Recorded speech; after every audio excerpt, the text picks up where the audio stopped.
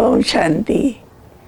जो अपनी प्यारी मनमोहिनी दीदी, हम सब की दीदी, हम सब की प्राण प्यारी महान दीदी, जो जिनके प्राण बाबा के समान, स्वयं बाबा सदा उनके साथ रहते थे, ऐसा हमें अनुभव होता था।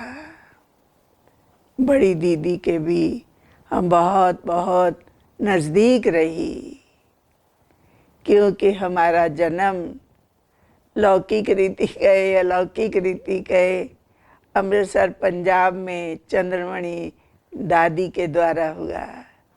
तो शुरू से ही सभी दादियों के हम नज़दीक रही, ये हमारा एक भाग्य है। बड़ी दीदी, बाबा के सिवाय उनके मुख से कुछ निकलता नहीं था। एक बार प्रदर्शनी थी दिल्ली में, दीदी ने बुलाया हमको, चंद्रमणि दीदी ने भेजा। दीदी अपनी धोती से टेप पोंछ रही थी, तब टेप चलती थी बाबा की मुरली। तो मैंने कहा, क्योंकि नज़दीक का संबंध था दीदी से भी, मैंने कहा दीदी धोती से आप पोंछ रहे हैं, मशीन है तो धूल लग जाएगी, धोती मैली हो जाएगी, अभी तो प्रदर्शनी सारा दिन है। तो मम्मा मुझे, तो दीदी बोलती है, राज तेरे को क्या पता इसमें कौन है, ये टेप में बाबा की मुरली है, बाबा है, बाबा है। तो दीदी पहुंचती रही। ओहो, हमें ऐसा उस समय का उस दीदी से अनुभव है। दीदी जब भी क्लास कराती थी, सब के सब उसी समय संपन्न संपूर्णता का अनुभव करते थे। आज दीदी का क्लास है, हाँ, आज दीदी की मीटिंग है, हाँ, उसमें दीदी आएगी। इसलिए ऐसी अपनी दिल्ली वालों को विशेष पालना मिली। दिल्ली वालों की विशेष अपनी दीदी, मम्मा जब मधुबन में थी बाबा के साथ, तो बड़ी दीदी अपनी दिल्ली में थी। इसलिए उस समय भी दीदी ने सर्व को सेवा करने सिखाया। कैसे सिखाया, हमें आज भी याद आता है। दिन के टाइम माताओं का ग्रुप दीदी बना देती थी। 4-4 माताओं को हर रोज सेवा के लिए घर घर में जाना है, तो 2 का ग्रुप बना देती थी। 2 उनके पास छाता होना चाहिए, घड़ी होनी चाहिए, पर्स होना चाहिए जिसमें लिटरेचर होना चाहिए। तो दोनों ग्रुप जो थे वो दोपहर के टाइम माताएं सेवा में जाती थी, क्योंकि सुबह शाम माताओं को घर देखना है, बच्चे देखने हैं, दिन में फ्री है तो सेवा में टाइम देना है।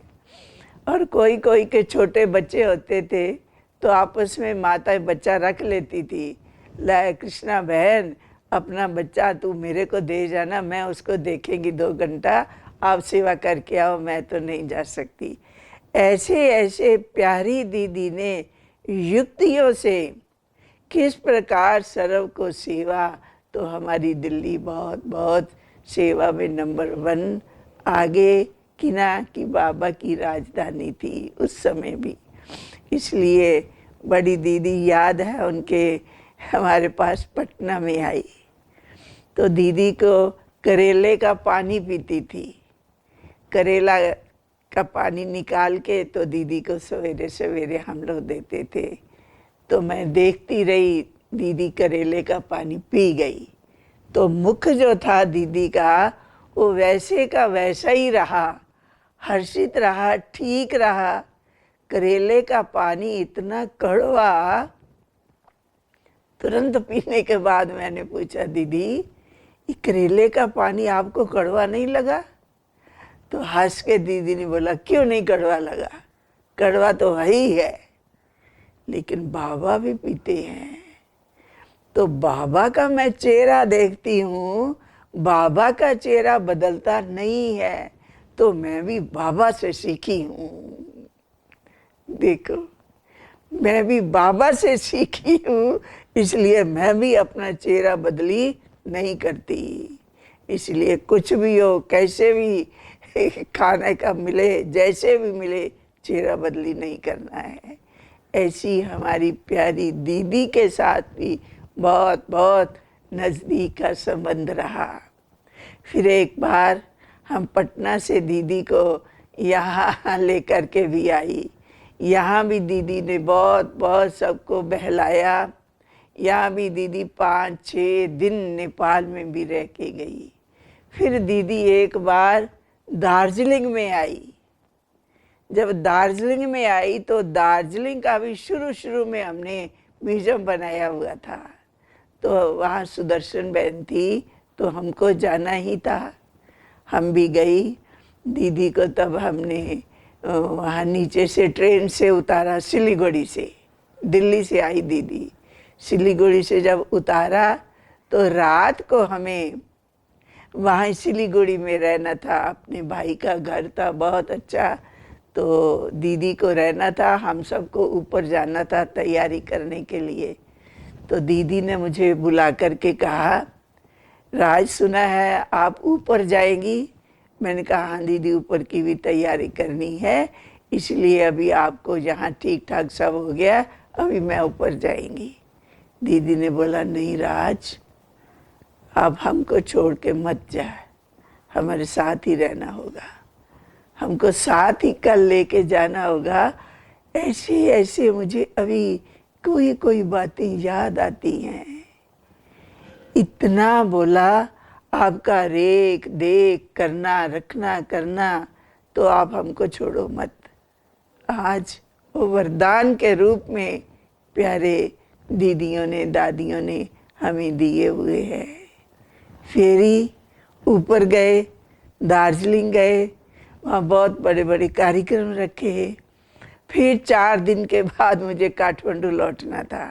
फिर दीदी से पूछा, तो दीदी ने बोला, राज आप नहीं जा सकती, आप हमको ट्रेन में बिठा करके जाना। तो आज वो फिर दिन प्यारी दीदी के याद आती है। दीदी में इतनी परख शक्ति, निर्णय शक्ति, बाप दादा को तो है ही है, दादियों का भी जो हुक्म, जहाँ बिठाए, जैसे बिठाए, जो खिलाए, स्वाभाविक ऐसा था। इसलिए बहुत बहुत प्यारी दीदी का भी जाना किस प्रकार अचानक हुआ। उससे पहले भी दीदी की तबीयत खराब थी, थोड़े दिन दिल्ली रजौरी में रही, उसमें पांडव भवन में, तो हम दीदी को देखने के लिए गए। तो दीदी बहुत प्यार से बातचीत कर रही है, लेकिन तबीयत दीदी की थोड़ा खराब थी। तो दीदी आपका चेहरा हर्षित मुख है, तबीयत आपकी ऐसी है। तो बोला, मैं खेलती रहती हूँ। तो हमको भी लगा, ध्यान से सुनने लगी। दादी को कोई खिलौने लाके शायद दिए होंगे। तो दीदी खेलते रहते हैं आप? बोला हाँ, मैं खेलती रहती हूँ। दीदी किससे खेलते रहते हैं? बोली मैं ड्रामा से खेलती रहती हूँ। ड्रामा मेरी जीवन में एक खिलौना है, इसलिए तबीयत का मेरे पर असर नहीं होता है। ड्रामा ऐसी दीदी के पास पॉइंट होती थी, जैसे दीदी स्वयं अचल अडोल। इसी प्रकार बड़ी दीदी से बहुत कुछ पाया, सीखा। फिर तो दादी जब भी बॉम्बे में पुराना शरीर छोड़ चली गई, उससे पहले भी हम मधुबन जब जाते थे तो सब टीचरों को दीदी खिलाती थी। कुर्सियाँ रखना, रख कर के सबको दौड़ाना, घंटी बजाना, थाली बजाना, और दीदी ने हंसते रहना, देखते रहना। जब तक कोई गिरे नहीं, और जब कोई मोटी बहन गिरती थी तो दीदी खूब हंसती थी, खूब हंसाती थी। दीदी के मन में रहता था कोई मोटी बहन गिरे तो दीदी खुश हो जाए। इतना दीदी सबको प्यार करती थी।